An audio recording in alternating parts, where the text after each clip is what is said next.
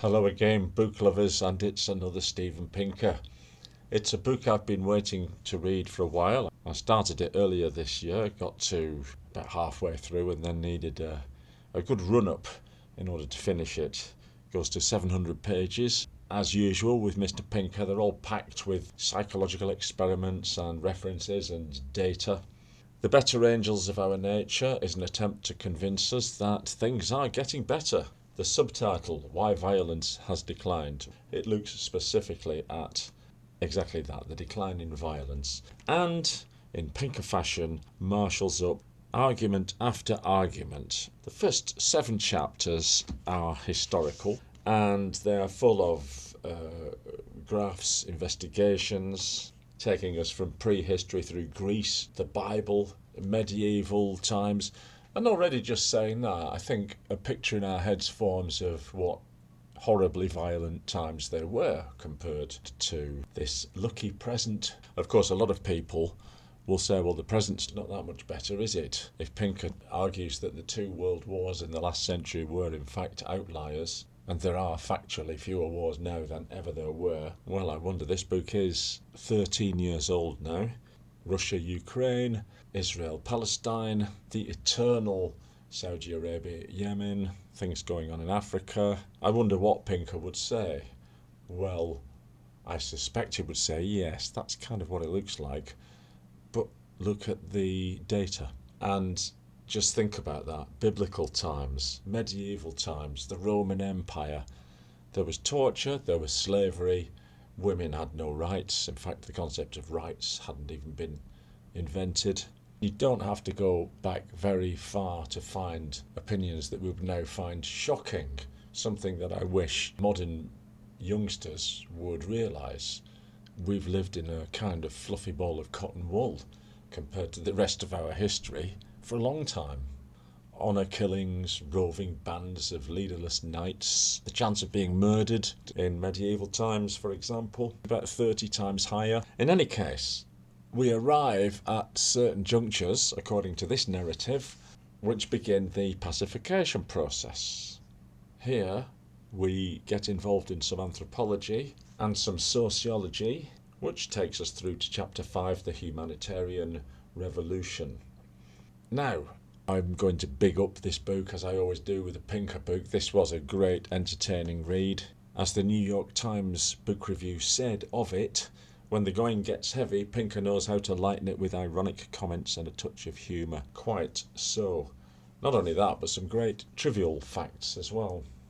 That aside, the fact that it's well written and engaging, how could a book not be interesting when the subsections of chapter 4 are human sacrifice, witchcraft, blasphemers, heretics, apostates, cruel and unusual punishments, capital punishment, slavery, political violence, war, and rather disappointingly then we get, the rise of empathy and regard for human life. God damn it, there go all the good scripts. The Republic of Letters and Enlightenment humanism. Things are taking a turn for the better, it seems. Chapter 5 takes us into more stats, more history, outlining what's happened since the end of the Second World War, taking us up to modern times with more stats on the sheer numbers of genocide, terrorism, violence in general, decreasing, to the rights revolutions in a Fukuyama-style burst of optimism, the decline of lynching, the decline of rape, children's rights, the decline of infanticide, spanking, child abuse, bullying, gay rights, no more gay bashing, animal rights, it's on the table for discussion rather than for eating. And here endeth the historical part of the book, very optimistic, and taking us into chapter 8 in the demons, chapter 9, better angels. Now here Pinker digs into his background of neuroscience.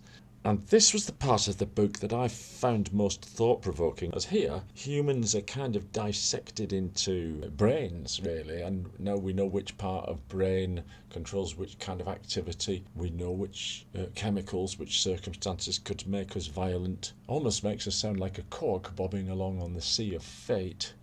As psychologists learn how to gain more and more insight into deeper and deeper layers of our psychology. And it's It's not straightforward, but it is interesting. And again, this is where the cunning psychological tests come into play. If you ever get called up for one of these tests, just be aware that whatever they tell you they're testing, they're not. They're very sneaky. And they're finding all kinds of links and correlations to show that the gist of Pinker's argument is correct. We're getting more empathetic. In fact, I should say more sympathetic, as Pinker points out. Empathy, what is it exactly? Are we supposed to really suffer the sufferings of others? No, sympathy is probably a better term. And with that lens in place, we will focus on the brain and human psychology. And in this chapter, we find an explanation of the moralization gap, which is, you could say, self-justification. Whenever you look back on an incident, you paint yourself in the best light.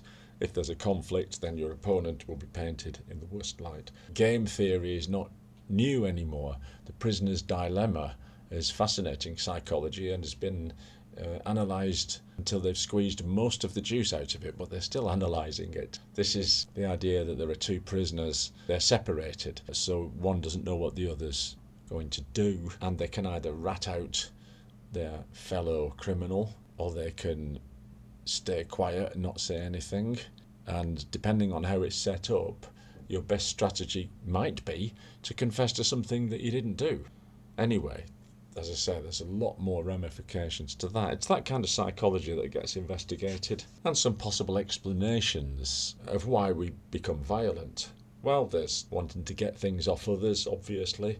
There's some kind of psychological desire for dominance. There might be a revenge motive. Or, the most peculiar one of all, there are sadists. There are people that like it. But as is the tenor of this book, chapter 9 brings us into some sunlit uplands, studying the brakes that can be put on violent impulses at a personal and social level.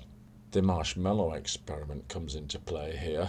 That's always worth looking at on YouTube, just to see the kids' expressions. An incredible correlation between the kids that show self-control and success on almost every axis in later life. And another kind of worrying glimpse into the fact that a lot of the things that you do in your adult life are set when you're a child. And there are some other upward pointers to possible positive futures. It seems that our senses of empathy are evolving. And without getting into the Lamarckian trap of suspecting that we can then pass that on genetically, what seems to happen is that we do create cultures in which violence is no longer seen as an optimum strategy for anyone. We are very used to being able to walk down to the shops and buy whatever we want and come home without getting attacked. Well, depending on where we live, I suppose. But that kind of day-to-day security has grown and grown and grown for the majority of people on this earth. What puts a brake on violence? All those factors, plus senses of morality, senses of what's taboo. There are some interesting ruminations on this and what's known as the Flynn effect, as Mr. Flynn discovered that we're all getting cleverer. And this helps, because cleverer people tend to be less violent. The Flynn effect has been studied with reference to many things. The standard of television debates, presidential speeches, and arguments going back to the start of the 20th century. And again we find ourselves buoyed up by the past wealth of knowledge that makes us almost unwillingly smarter than previous generations. As usual, the arguments are presented, the possible counter-arguments are also presented, and other points of views explored. That's why I like Pinker. He's very much a defender of rationalism. He's very much a rational writer. So I'm going to be very, very picky with my criticism. It's the only one I've got, really. Apart from the end, it's a little bit stodgy and repetitive, but it's the end, it's the summing up. There's a section in which the psychological reactions are being studied to certain things, and the list includes: name the colour in which a word is displayed, ignoring the colour it spells out, write a convincing speech on why your tuition fees should be raised, and here, for racially prejudiced people, carry on a conversation with an African American. Doesn't this make a couple of assumptions, Mr. Pinker? A, that the person who's reading this book, and by extension one supposes everyone who's reading this book is not an African American, and B, that African Americans can't be racially prejudiced. Just a little bit of self-hating white liberal petticoat showing there, cropping up again quite a few pages later, where we're told that many white people have small, visceral, negative reactions to African Americans. I mean, this is set within a passage which is stating that, yeah, okay, nobody's shocked to have a black workmate these days, for example, in America. But my criticism here is we don't get the corollary. How many African Americans have a visceral reaction when shown photographs of white people? Well, that's the best I can do for criticism. It took me a long time to read it because there's a lot in it. It's interesting, it's enjoyable, and yeah, despite Palestine, despite the Ukraine, despite the fact that even today Russia has banned any marches or propaganda in favour of deviant sexuality, the general gist is right. And in the words of the Beatles, To admit it's getting better, a little better.